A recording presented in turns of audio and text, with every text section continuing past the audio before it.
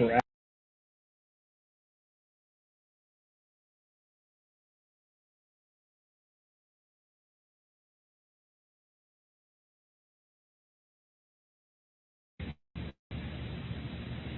and I'm not going to hesitate to jump in right now and offer a critique of this. I hope I know we have to go quickly through this material and you may feel blitzed, but either in class or afterwards, stop and reflect on these things. What does this mean? What would you say to somebody who says, everything we know by observation? You might want to say, well, do we know that by observation? Do we know that everything we know is based on observation? Is that an observational truth? And so one of the things you want to get down, remember this because you'll probably be asked on the final if nothing else, but for life, remember this too, empiricism contradicts itself. There's an inherent contradiction in this denial of innate ideas that says we only know things by observation. Well, if we only know things by observation, then we should be able to observe somehow that we only know things by observation. But of course, that is not something that's available as an observational truth. And why is that? Because of the third distinctive of British empiricism, only particulars exist. If only particulars exist, then I can't know any universal statement by observation, can I? Well, unless I have universal experience. If I've observed every possible thing, then I might say we only know things by observation. I could build it up, increment by increment by increment until it finally fills everything, but no one has that ability.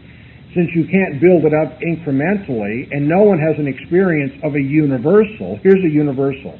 You only know things by observation. So that's a universal truth. But you don't observe any universal truths, so it turns out that empiricism is self-contradictory. But that third distinctive is only particulars exist. See the emphasis on concrete factuality, you see, rather than rational certainty. Only particulars exist. In parentheses, you may want to note this is in the Middle Ages way of putting things known as nominalism. Only particulars exist. And now I'd like to do just a brief critique of that view that only particulars exist. We've already critiqued the notion that you can only know things by observation. There are no innate ideas. Well, if only particulars exist, then are there kinds of things at all? I know this is not the way you usually speak, so I'm going to say it over again. Write in your notes. Do kinds of things exist? This is easy. You go to different kinds of stores, don't you? You go to the hardware store, you can go to the grocery store. Now I realize that the larger grocery stores are trying to encroach upon and will sell some items of hardware. And I've even seen some hardware stores that will have cases of Coke or something, which is more properly a grocery item. But forgetting that overlap, we all know the difference between a grocery store and a hardware store because of the kinds of things that are in them, right?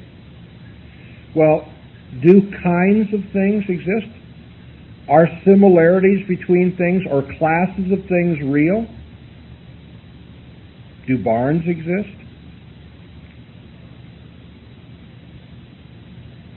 Now that is purposely ambiguous. Do barns exist? From an empirical standpoint, you could say barn 1, barn 2, barn 3 exist. Yeah, barns plural, meaning 1, 2, and 3 brought together. Yeah, they exist.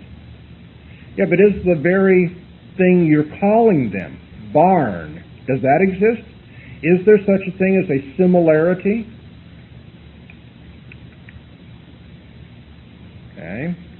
You would be inclined to think, because we generally are very naive philosophically about these abstract questions, you'd say, well, yeah, I look at barn 1, I look at barn 2, I look at barn 3, and now I have an idea of barn, what is common to things that we call barns. But you see, if you're a nominalist, if you're a British empiricist who says only particulars exist, then you don't really have an idea of barn, do you? The idea of barn is not something that you experience. By idea here, I mean the general idea of barrenness. When we get to Berkeley, we'll see this, and then Hume will drive it home with a vengeance. We don't experience anything general. You know? You may go to a hardware store, but no one's ever experienced hardware. Right? You've experienced hammers and nails and saws and, polishing wax for your car and so forth, but you've never experienced hardware. By the way, no one has ever purchased groceries. I know there's an ambiguity in our language to say, well, where were you? Well, I was out buying groceries. Oh, would you please bring me? Don't bring me any particular grocery now. I don't want an apple or a box of cake mix. Bring me groceries. Well, the empiricists would point out, we don't have any general ideas. We don't experience groceryness or hardwareness and so forth. Okay? And I take this as a critique of British empiricism, because if there is no reality to kinds of things, then what are we talking about? We're talking about something that's not real. I'm going to the grocery store. You liar, there is no such thing as grocery. Oh, by the way, there's also no such thing as store. All right? Store is a general kind of thing. So, you're not going to the grocery and you're not going to the store. And by the way, going is a general kind of thing. So you're not going either, because going is unreal. That's just a term. Oh, and guess what? I don't exist either. Because no one experiences identity over time. They only experience momentary sensations. There's no I-ness about it. And so this started out as a polite critique, but you can see the empiricist is getting pretty bruised and bloodied by this now.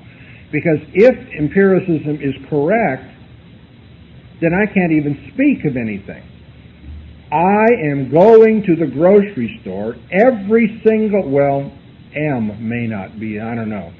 But apart from the grammatical helps there, every significant word in that sentence is a kind. I am a kind of individual experiences over time. Going is a kind, it's not a particular. Grocery is not a particular. Store is not a particular. And so when you say only particulars exist, what happens? You make knowledge impossible. If you take that seriously, that only particulars exist, then you can never talk about general things. You can never talk about goings, personal identities. You cannot talk about types of things, grocery versus hardware, or stores, or what have you. If everything is different, if everything is particular and doesn't fit into a kind, into a class, or to use the ancient language, is not part of a universal, if the only thing that's real are the particulars, then you can't know particulars either. And this is going to be the history of British empiricism. Locke will start out trying to be, although I don't agree with his theology altogether, trying to be a good Christian, but trying to be very scientific and get away from the vain speculation of the rationalists and so forth. He's going to set up an epistemology that has its internal problems he doesn't realize. Berkeley will take it another step further. He says, well, if I follow Locke, there's no material substance. The world's made up of experiences, not of an underlying matter behind the experiences. Hume will say, well, but Berkeley, the only thing that kept you from going all the way is that you're trying to be a good Christian. Berkeley, too, is trying to do apologetics. He's trying to show that God exists and the atheists are wrong and so forth. But you see, these guys, Locke and Berkeley, they've got a theory of knowledge that doesn't accord with Christianity. But they, in their heart of hearts, wish to be Christians. They really did. I mean, again, I don't approve of their theology altogether, but Locke wrote apologetical treatises, evidences for Christianity. Berkeley argued for the existence of God against atheism and so forth. He was a bishop in the church and so forth. The only thing that kept them from taking their epistemology to its logical conclusions, that you couldn't know anything, was that they were holding on religiously to a certain view of life that really didn't mix in with their theory of knowledge. So what happens when you get a Scottish skeptic like Hume, who despises religion? He finally takes Locke's epistemology and he goes right to the wall with it, and he concludes you can't know anything. You can't know about God, you can't know about science either. As a matter of fact, we can't know anything. Can't even know that there's a self. Can't know that there's an enduring external world. Can't know any causal relationships in this world. And then Hume has all these headaches and goes, oh man, what do I do? All these philosophical problems. He can't answer the philosophical problems, and so he says, I go play backgammon with my friends. Yeah, I don't mind you laughing. It is laughable, but it's also deplorable. Here's a man who his philosophy leads him one way, but he says, I can't live with that, so I'll just stop thinking about it and go out and play a game of checkers or something, you know? So that's my overall view of British empiricism. We have to get down into the forest now and eat a little bark here, get particular about the trees. But I want you to know the three distinctives. Make sure they're in your notes. I want you to be able to critique British empiricism on those 2 points especially, no innate ideas and only particulars exist.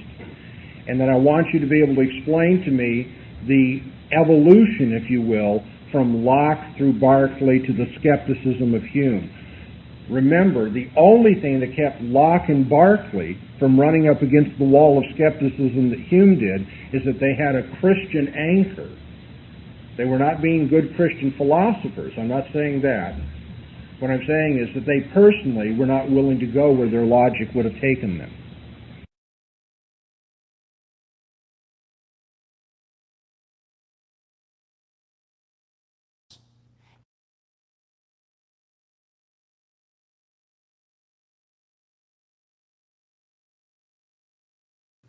Mr. Tabash will lead off with his 10-minute closing statement. Thank you, Mr. Tabash.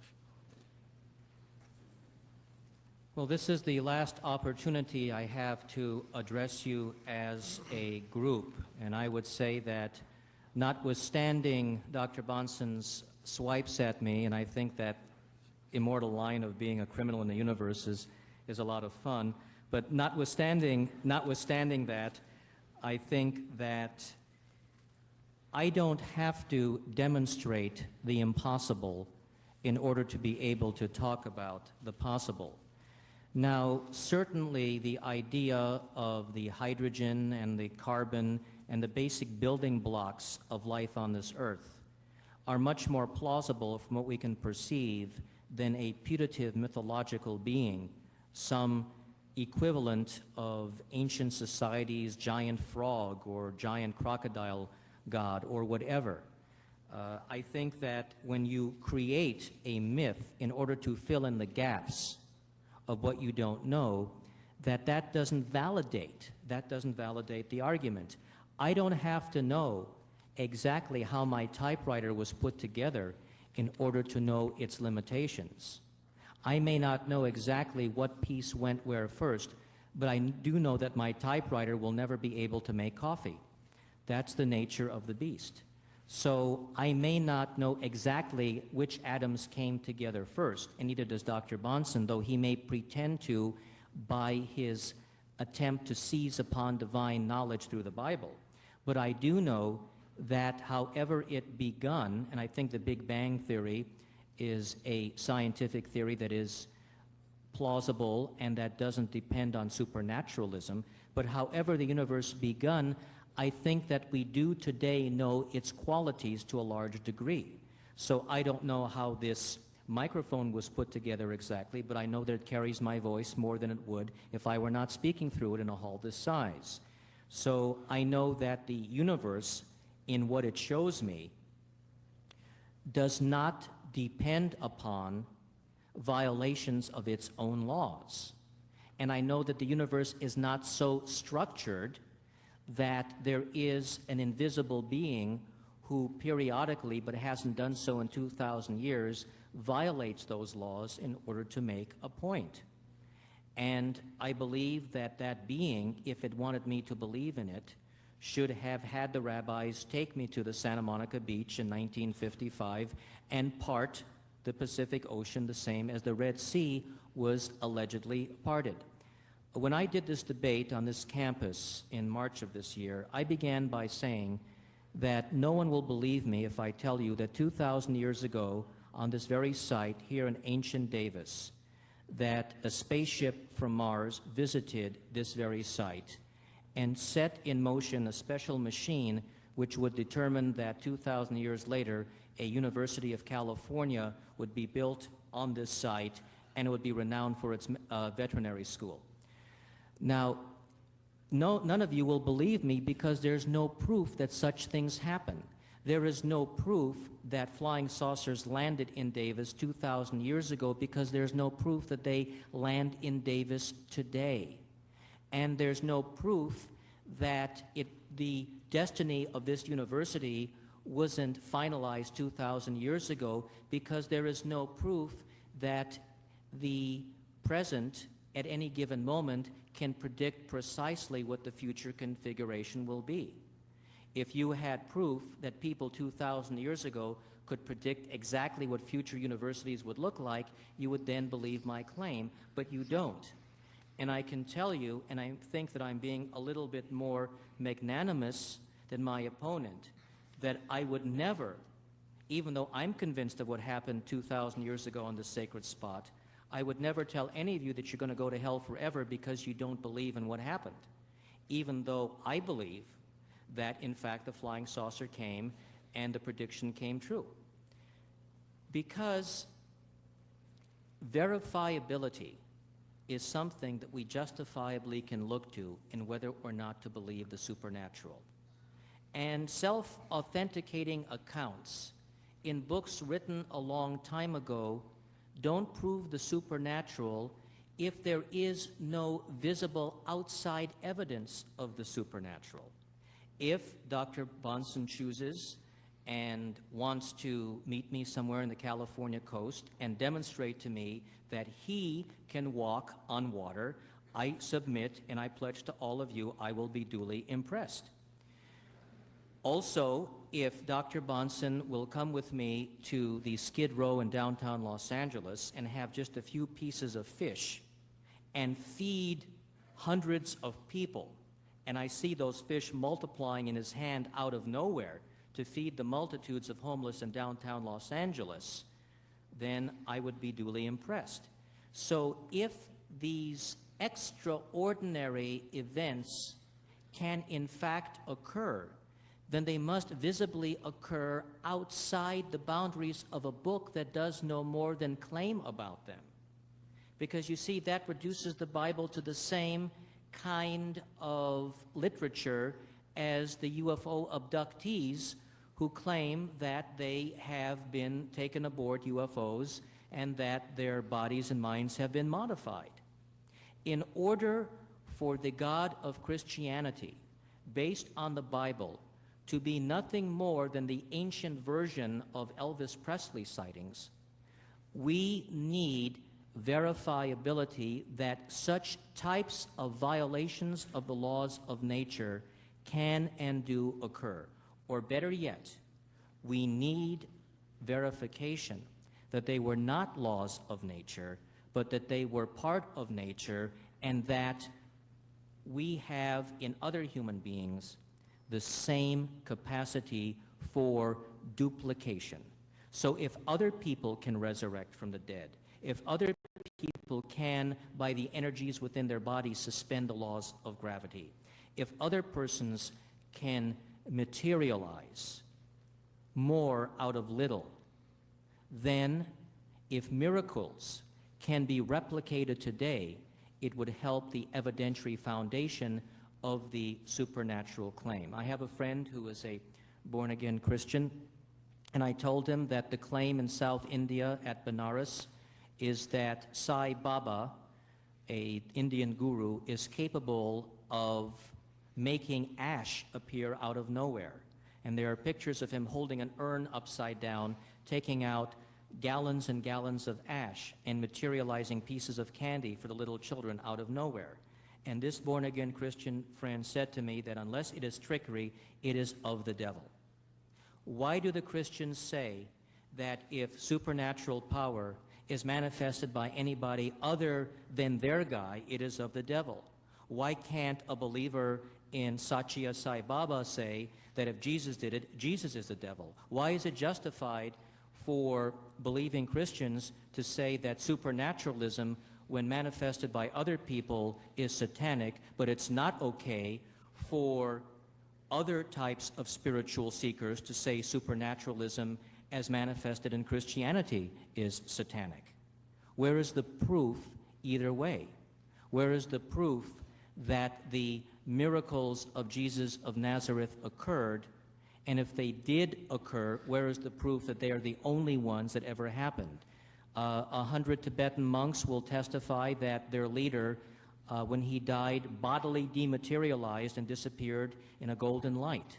Why is that any less verifiable? Why is that any less believable than the claim of Jesus of Nazareth? And if they're equally believable, why should not that revered Tibetan Lama be considered the equal of Jesus of Nazareth in terms of spirituality? Why this childish claim that only our guy is the man and everybody else's guy is not the man? Where is the evidentiary justification to back up the supernatural claim that your supernatural being can beat up anybody else's supernatural being on the block? That verifiability, that veridical evidence has not been adduced by any Christian thinker whatsoever at any time. And so I would recommend, if you have to believe in a God, don't believe in one that's going to send you to hell forever just because you don't buy the right theory. Believe in a God that loves everybody. And if you can't believe in a God, then let's really concentrate on loving each other, because I suspect it's all we've got. Thank you.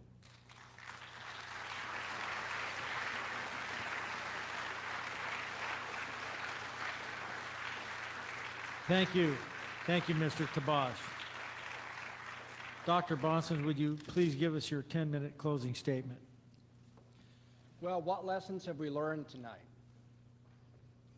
I think this much is plain from Mr. Tabash's rhetoric about, burning in barbecue pits and things of that nature, and challenging God and claiming things about mythology, that having a sharp tongue is not a sure indicator of possessing an equally sharp mind philosophically or using cogent reasoning. Great emphasis has been placed in my opponent's speaking tonight upon the idea of visible verification.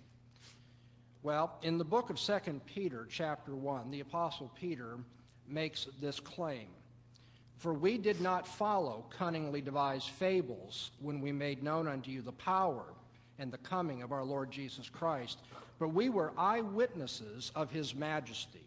Now, just reading the verse doesn't prove that to be true, but you need to be aware that the nature of the system he's arguing against says God has provided visible verification. And so when he keeps saying we've got to have it, we have to have it, the point is it's been given. And according to Peter, he wrote this at a time when people could check out the claims, after all. Hostile witnesses could easily have disproven it if they wanted to. He said it has come into history. We have the empirical verification. Now, a much stronger claim, you see, and this is the one that Mr. Tabash really relies on, is that even apart from claims like this in a dusty old book with, inauthentic authorship and all these kind of pathetic, unproven, slanders that he gives against the book, he'd say, well, you can make that claim, but it's just implausible. Over and over again, we've heard about the plausibility or the implausibility of this, that it's more plausible about flying saucers than about miracles and resurrections, whatever it may be. But remember that the way in which you, and I'm talking to all of us, whether we happen to agree with me or with him, all of us just have to understand this is a matter of intellectual integrity to note. What you think is plausible is a reflection of your basic conception of reality and how you know what you know and how you should live your life. Plausibility is rated by your worldview. It doesn't bother me in the slightest that he finds the miracle claims of Christianity implausible. I don't expect a person who doesn't share my worldview to think they're plausible. But of course, I find the things he's saying to be implausible. Now, should we just stand here and call each other names and talk about barbecue pits and magnanimity and all that? Or should we get down to the philosophical tough job of arguing about these worldviews and which comport with rationality and morality and so forth? And this is what Mr. Tabish has not done tonight. The bulk of Mr. Tabish's argumentation has simply been philosophically irrelevant. He's engaged in the, I think, childish assumption that if he doesn't like something, then it doesn't exist. He has the right to superimpose his values. And since he doesn't like the God revealed in the Bible, the God of the Bible doesn't exist. Well, I mean, his likes are irrelevant to what does and does not exist, just as mine are. But he engaged in that form of reasoning, and it ought to be exposed as such. He says the God idea is preposterous. Well, of course, what he's saying here is not proof, it's just personal pontification. What you think is preposterous is a function of your underlying presuppositions. Mr. Tabish has said that at one point, he said, I can't explain every natural phenomenon, but I don't need to. Well, you've missed my point. I argued that you can't explain any natural phenomenon. And so every time you say, I want natural proof, I want empirical verification, my point is your worldview can't account for anything in the world, miraculous or not miraculous. He says when we come to the Bible, we should not suspend normal analytical procedures. I agree with him. No one has asked him to do that. My whole point is that all of our normal analytical procedures presuppose the God that is revealed in the Bible to make sense out of the inductive principle, moral absolutes, human dignity, and all the rest. Just what has been missing in what Mr. Tabish said tonight? You go back and if you get the tape, listen to it. He did not offer or even attempt to offer one constructive proof for his own thesis or conclusion. He spent his time simply trying to say he didn't like what I was saying, he found this preposterous, implausible, barbecue pits, and all the rest. But did he bother to prove what he came here to debate tonight? No. Now, I may not have persuaded you, and I may not have proved what I think that I have proved, but at least I have come here and offered you a form of proof. It's called transcendental proof, proving something from the impossibility of the contrary. I've looked at his presuppositions and shown that they violate the conditions of rationality and shown that the Christian theistic view does not. He could not offer a rational warrant for the uniformity of nature or the inductive principle, and so he has left all scientific inference, all of our daily experience, our learning, memory, our study of the past, and even our use of language unintelligible. His worldview doesn't make intelligible what he's been trying to do tonight in reasoning and arguing. In fact, he's even engaged in the just egregious self-contradiction in his theory of knowledge, that we only know things on the basis of empirical experience, and that he's made all sorts of claims that have nothing to do with empirical experience, including the claim that we only know things based on empirical experience. He couldn't defend his ready appeal to moral absolutes.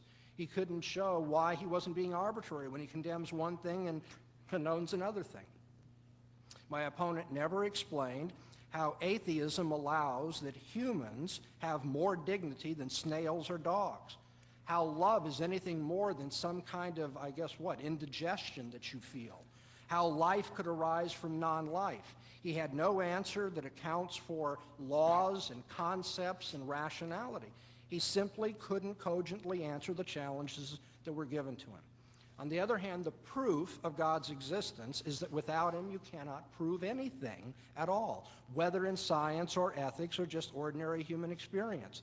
You can't make sense of or offer rational evidence for the inescapable assumption of uniformity, which atheism violates. That assumption is foundational to all thinking and all reasoning. You can't coherently assert any kind of moral evaluation or judgment if people are nothing more but molecules in motion. And so we found tonight that atheists are uncomfortable with the need for being tough-minded in philosophy. I know that they can be ridiculing us, and I'm certainly sorry when any kind of debate, comes down to that, even if I have engaged in that. But tough-minded philosophical thinking has just not been found in the case that he's tried to offer.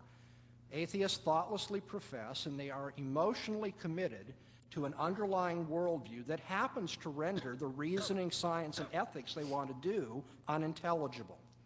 If atheists were consistent with their uncritical, fundamental beliefs about the nature of reality, they aren't, of course, but if they were consistent, they couldn't make sense of what we all take for granted, from toothpaste to the planets. So contrary to their professed theoretical presuppositions and actual practice in the real world, in debates before real university audiences, atheists pretend that there's uniformity in nature, that they can appeal to the absolutes of ethics. But on atheist presuppositions, you can't intelligently account for reasoning or discourse or debate at all. What I'm saying here simply is that Mr. Tabish is a living contradiction. He cannot account for his fundamental convictions about the world, about life, and about how we know what we know. Indeed, it's evident that he's not even thought seriously and critically about such matters, because he just wanders into self-contradiction when he starts talking about these basic matters. He's indulged in reasoning which is really, and I don't mean this personally, pathetic for its arbitrariness and its contradictory character, for its unproven, emotion-driven pronouncements, basically a line of thinking which violates the fundamental criteria of rationality. The atheist is satisfied to ignore the need for intellectual justification and explanation, the need to gain consistency within his total beliefs, and the need to demonstrate systematic cogency in his overall perspective on the world, man, and values. And in this light, atheism, for all its proud boast of scholarly adequacy, is a kind of intellectual adolescence which refuses to think hard, face the facts, and be tough-minded. Atheists live, when all is said and done, and you push them, by blind and contradictory faith about how we know what we know and what the nature of reality is. Atheism is arbitrary and irrational, all the while dressing up in the costume of rationality. Philosophically speaking, it's really much closer to superstition, undisciplined reflection, and wishful thinking than to science. No wonder the Scripture says that it's the fool who says in his heart there is no God. Paul says, professing themselves to be wise, those who are unbelievers, they became fools. That is not name-calling. That's a description of what happens to your reasoning when you will not admit the obvious. Mr. Tabish is in a lot of company, but the fact that there are a lot of people who do that sort of thing doesn't make his thinking any less superstitious or arbitrary. He is simply taking his intellectual autonomy for granted. Thank you very much.